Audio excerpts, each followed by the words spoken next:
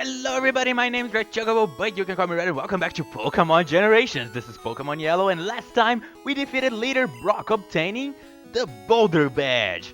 So now our Pokemon have an increase in the attack stat and we can use Flash outside of battle even though we don't have Flash yet. This time we're gonna be heading out of Pewter City into Route 3 and take care of whatever is in here. Now just so you know, Route 3 actually has quite a handful of trainers. I think there are like 8 different trainers. Two of them do have new Pokemon that we haven't gone over yet, so kinda watch out for them. Not too much, but sure, do watch out. Here in Route 3, I actually wanna switch over to Zoo and use only Zoo for the rest of Route 3. Basically, Wilson and Jim, as I said, they are only temporary party members, and Distraction is not an actual party member. He's not gonna be on my final team. So, because of that, I wanna give all the experience that I can to Zoo. So yeah, I'm gonna be fighting using only him, and what I'm gonna do is I'm just gonna take out all the trainers here in Route 3, and I'm just gonna speed it up and go over the new Pokemon that we can find after we defeat all the trainers. So, let's go! The first new Pokemon that we can find is Sandshrew. Sandshrew is quite an interesting Pokemon. Pure Ground type, we saw him in Brock's gym. The trainer was using it, the junior trainer male. Sandshrew is not bad, I have to say.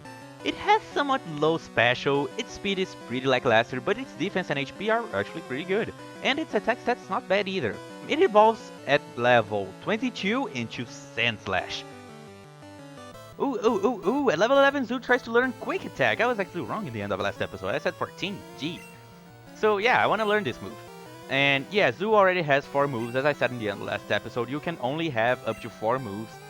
So yeah, I do want to delete a move to get rid of Quick Attack. I'm gonna get rid of Tail Whip, I do want to keep Growl. I do recommend that you keep Growl, just if you want to complete the Pokédex.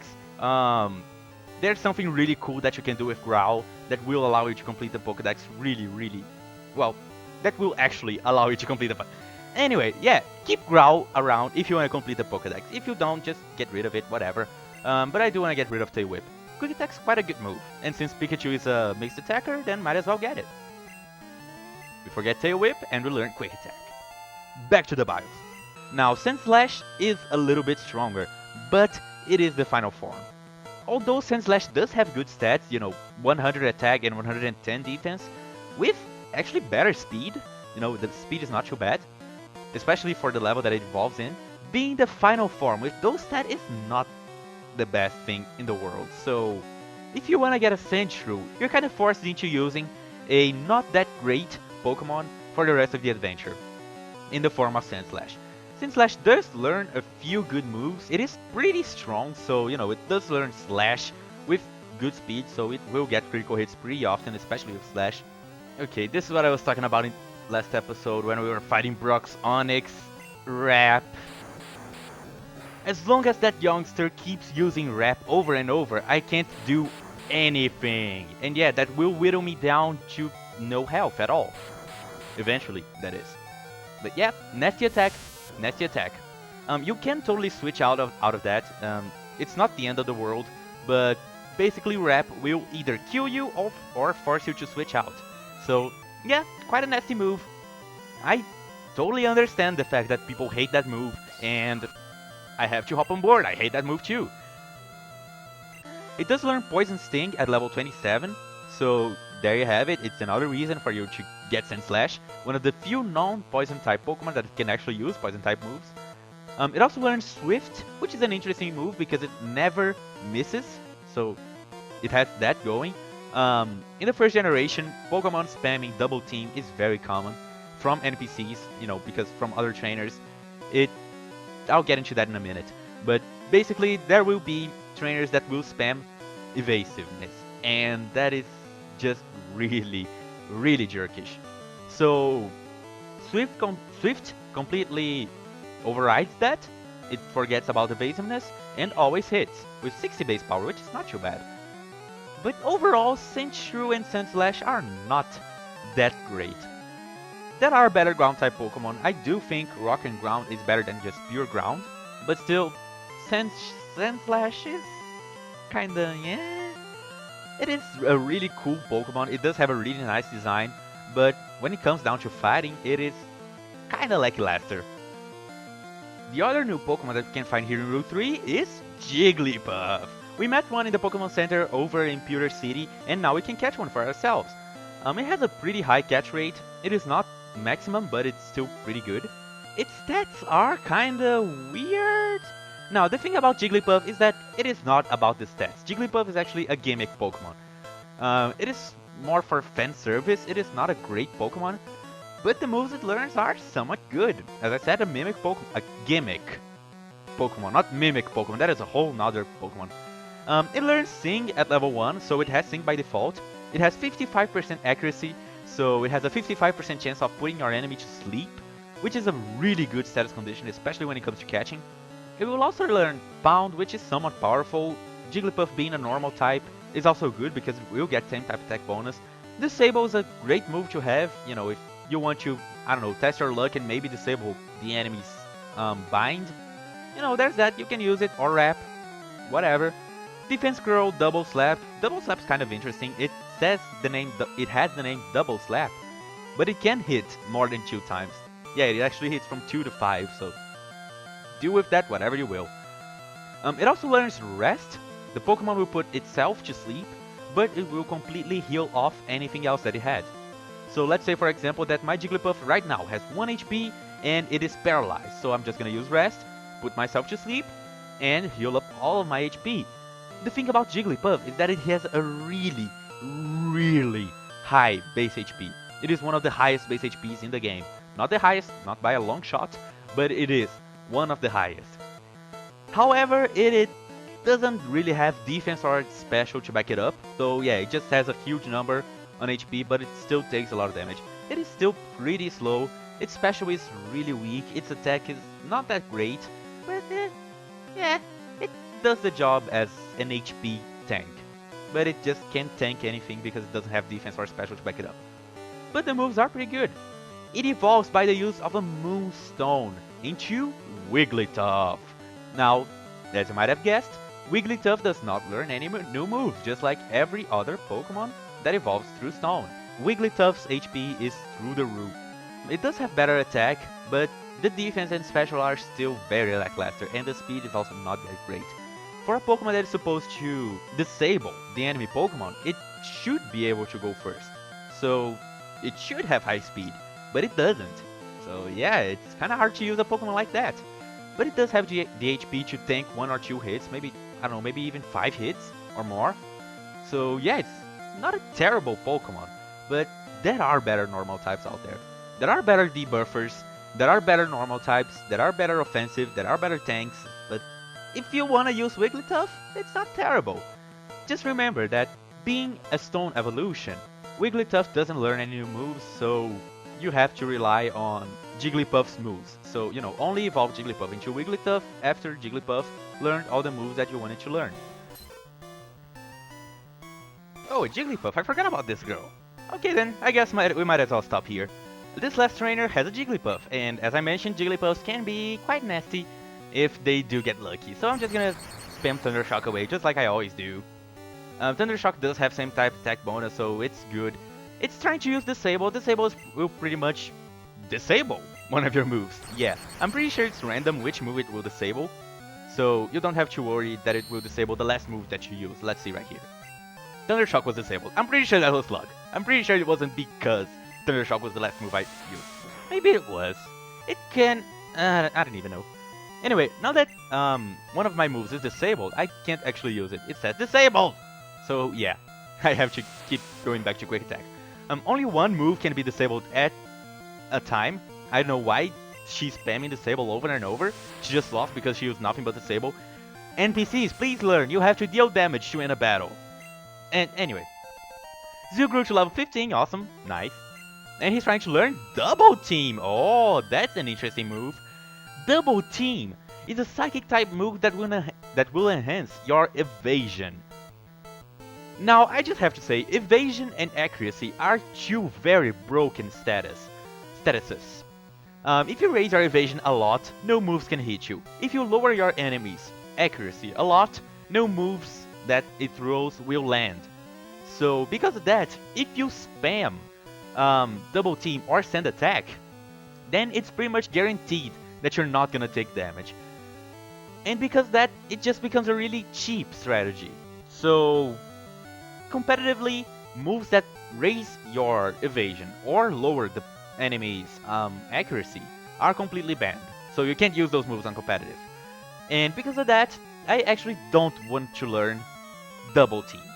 Double Team is a great move. If you want to exploit it, go ahead, use it to your heart's content, but I actually want to avoid using it just because of how broken it is. So no, I am not gonna learn Double Team. Thank you. Yes, abandon learning. Okay. And we defeated Laugh. That's it? Yeah, said the girl that was screaming, "Eek, did you touch me?" Even though I didn't even get close to her. I did pass by her through the grass. Anyway, right here is just one little detail that I want to talk about. I did pause a little bit on this guy. I didn't want to interrupt myself when I was explaining, so I didn't actually point this guy out. I like shorts. They're comfy and easy to wear. For some ungodly reason, the internet loves that phrase. I really don't get it. But yeah, the internet loves it, and this is the very first instance of it. It was actually red and green, but you know, same game, same game. Same game, new label. And this guy also talks about shorts. I always wear shorts, even in winter. Yeah, just short fanboys. I don't even know what to say about them. Anyway, I cut my quick trip over here just because of how slow we walk in these games. Yeah, it does become kind of tedious. Those are all the trainers that we can meet here in Route 3. The tall grass that you can catch, the new Pokemon are over there. And there's also another one patch of grass right here. Let's talk to this guy. Whew, I better take a rest. That tunnel from Cerulean takes a lot out of you. Even though... Okay, save this guy's words for later. Yeah, just keep that in mind. Route 3, Mount Moon ahead, so let's go over to Mount Moon, I guess. It is the next destination, right? If you took your time while going around Pewter City, I didn't do it because of time, but if you checked all the signs, talked to all the NPCs, they would mention about Mount Moon, the tale of a certain Pokemon called Clefairy, also Moonstones, and that a certain... What is she doing? Girl, get out of there! She can't get out if I stay there. And a certain Team Rocket rampaging through Mount Moon. So yeah, apparently there's some kind of Team Rocket on Mount Moon. And this is the entrance to it, right here. Mount Moon, tunnel entrance. So just go into the tunnel and boom, you're in Mount Moon. Let's talk to this girl. Ouch! I tripped over a rocky Pokemon, Geodude. Oh, okay then, we'll be sure to check that out. This is one of the 2 instances where there is a Pokemon Center in somewhere that is not a town. Just wanted to point that out. Let's talk to a couple NPCs. I've 6 Pokeballs set in my belt. At most you can carry 6 Pokemon. Yeah, I said that already. Yeah, this is still kind of the beginning of the game, so trainers are still, well, people, NPCs, are still gonna have tutorial dialogue for you, but this is the point where they start actually having interesting dialogue. Like this guy right here. Team Rocket attacks Cerulean citizens. Team Rocket is always in the news. Oh, that's probably really bad. If you recall correctly, there was a certain NPC in the Pokemart over in Pewter City that said that a shady old guy sold him a weak Pokemon by 500 Poké Dollars. For 500 Poké Dollars. And that guy is this one right here. Let's talk to him. Hello there! I've got a deal just for you! I'll let you have a swell Magikarp for just 500 Poké Dollars! What do you say? Now, what do I say? Yes! Why do I want to get Magikarp? Well, I'm gonna give it the nickname and then you guys will figure it out. Baggage. That's the name I'm gonna give it. Baggage. Why? Because Magikarp sucks! Magikarp is one of the worst Pokemon there is, well, arguably the worst Pokemon there is in the entire Pokemon games. Magikarp is a Pokemon that can learn, the only move that Magikarp can learn is Splash. And what does Splash does in battle, you wonder? Nothing. I mean it. Nothing. If you use Splash in battle, it is gonna display nothing happened. It seriously does nothing. And that is the only move Magikarp can learn. Of course, at level 15, Magikarp will learn the move. What is it called? Oh, my bad. I thought it was actually a different move that it learns later on in the games. In the later games, that is.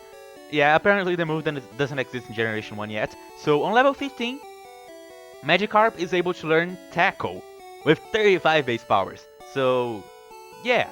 Magikarp is a really, really useless Pokemon. It has really high speed and relatively high defense, but its HP just doesn't back that defense up at all. And being that it can only know Splash and Tackle, it is a terrible Pokemon. However, if you are a very, very patient trainer, at level 20, Magikarp is gonna evolve into Gyarados. Gyarados is a flying Pokemon. It is the only water flying Pokemon in the game, so it has a really unique type. He was supposed to be a water dragon Pokemon, but if you do the math, a water dragon Pokemon would only be weak to dragon type moves. Yeah, it will resist everything else. Or just, take normal damage. Because of that, they decided to make Gyarados a water flying to actually give it some weaknesses. Because here in Generation 1, the only damaging dragon type move that there is Dragon Rage. And Dragon Rage always deals the same amount of damage. It's a move that has fixed damage. So, even if you were to deal super effective damage against Gyarados, saying it's a water dragon type, it would still take the same amount of damage. It wouldn't take double damage. And that would just make it too overpowered. So they decided to make him a water flying instead.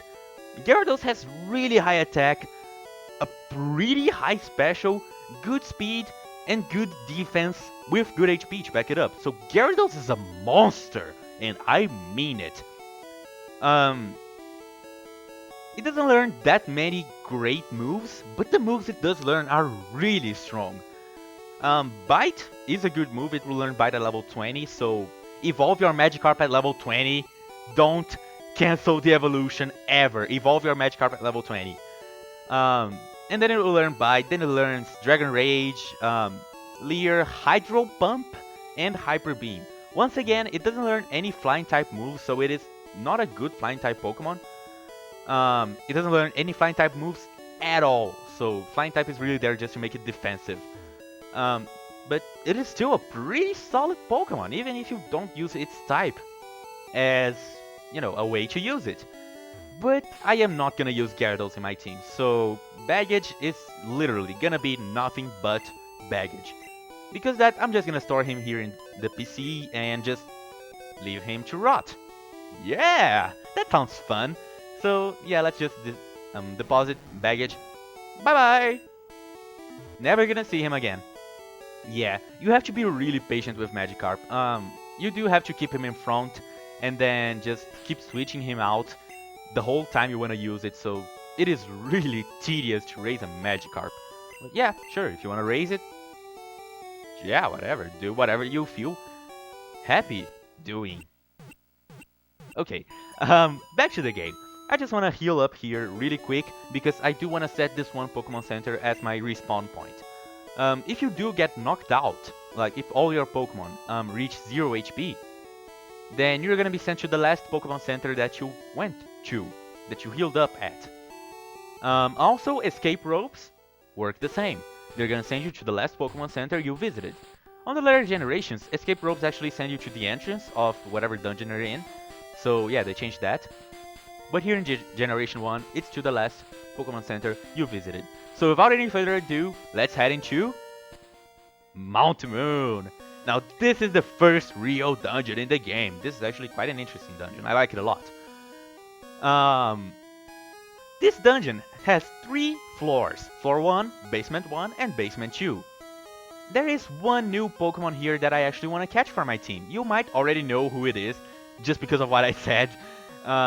So yeah, I'm just gonna head over to the best place to catch it, and I'm gonna try to do that. So while I'm going there, I guess I can go over the new Pokemon that we can find. The first one is Zubat. Now, if you know anything about Pokemon, you probably know that Zubat is a really annoying Pokemon. Flying Poison type, really fast, somewhat strong, but overall it is just not worth it to get to your team. It will evolve at level 22 into Golbat, where it just becomes a stronger version of itself. No huge difference. It has good speed, It has good attack and good HP. It is pretty balanced all around, but its stats are just very weak overall. It's not a good final Pokemon to have. If you want to keep a Golbat around just to have it, then yeah, it's good. Zubat does learn a few interesting moves, but all in all, Zubat is not a good Pokemon to have at all. So yeah, I do recommend that you just knock them out, and there's another one. Of course. So in case you're wondering why Zubat is so popular, it's basically because of how common he is. Zubat is by far the most common Pokemon in the game. Okay, some nice experience. And because of that, people just make fun of it. Like, oh, I'm gonna take 3 steps and run into another Zubat. I'm gonna take 3 more steps and run into another Zubat. And I'm gonna keep doing that over and over and over again. Because Zubats are so annoying. So yeah, it kinda became a joke among the Pokemon community. I totally get aboard that. There's another one right there. So, yeah. Now, here in these 3 floors that we can find, the best place to catch the Pokemon that I want to catch is right here in Basement 2. So what I want to do is just hang around here in... Oh, nice, critical. Hang around here in Basement 2 and hopefully run into the wild Pokemon that I want to catch. There's this one item right here on the staircase that I just took. I decided to take this path because there aren't any trainers in the path that I took. So, yeah. Here we go! That was really freaking easy! Haha! I was gonna do a bio for Geodude, but I guess I'll just save it for later. Here we have Clefairy. Now, just in case you didn't figure it out before, yes, Clefairy is the one Pokemon that I want to catch. So I'm just gonna Thunder Wave it to get Paralysis on it. As I mentioned in the end of last episode, Paralysis is good. Clefairy is not a Pokemon with a very high catch rate. I think it only has 150, so it is somewhat low. But still, it is always nice to get the status condition on there. So I'm just gonna start using quick attacks. Oh, that was a critical. Good! Good thing it was a critical. I don't want to have a weak Pokemon by my side. So let's just use another quick attack. This will probably not knock it out. Nice. 1/4 HP, so yeah, it's already at the max catch rate possible. So let's just toss a Pokeball and hopefully it will catch. 1, 2, 3. Caught it! Awesome! I was kind of afraid because Clefairy does have a somewhat low catch rate. Not slow, low catch rate. So yeah, I was kind of afraid that I wouldn't be able to actually catch the Clefairy. But we did! Awesome! Clefairy, the fairy Pokemon. 2 feet tall with 17 pounds. That's pretty heavy. Adored for their cute looks and playfulness. They are thought to be rare as they do not appear often. That's Clefairy for you. Don't you give it a nickname? Yes, I do. As I said, it's gonna be a member of my team. So you better wanna give it a nickname. Anyone who's played Majora's Mask knows exactly where I'm coming from. Clefairy is named Tattle. Yeah. Just in case you don't know, Tattle is a fairy in The Legend of Zelda Majora's Mask, one of my favorite games of all times. So because of that, I wanted to name my Clefairy Tattle, just as a little homage to it. Now, Tattle is very weak. It's only level 9, so it's very low level. So I am gonna have to train it a little bit in order to get it up to par with Zoo. But that shouldn't be too hard. So, yeah.